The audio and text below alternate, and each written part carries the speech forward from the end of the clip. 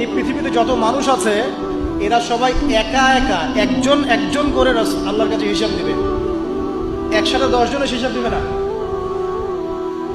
চিন্তা করতে পারেন পৃথিবীতে কত কোটি মানুষ চলে গেছে, আর কত কোটি মানুষ আছে, আর কত কোটি মানুষ আসবে।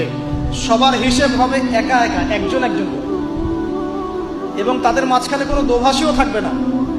ভাষা বুঝি না এমনও না, তারা ভাষা বুঝবে। এই জন্য আমরা বলি যে মানুষের মৌতের সাথে সাথেই ভাষা কি হয়ে যাবে? আরবি। এই জন্য জীবন থাকতে আরবিটা শেখেন। আরবিটা শিখলে কোরআন জানতে পারবেন, বুঝতে পারবেন। আল্লাহ পাক তৌফিক দান করুন, আমিন।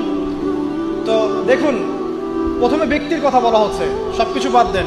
ইয়া আইয়ুহাল্লাযীনা আমানু, হে মুমিনগণ, তোমরা আগে নিজেদের নফসের খবর নাও, ঠিক আছে? ইত্তাকুল্লাহ, আল্লাহকে ভয় করো, হাক্কা তুকাতিহি, ভয় করার মতো ভয় করো। ওয়ালা তামুতুন্না ইল্লা ওয়া আনতুম মুসলিমুন, পরিপূর্ণ মুসলিম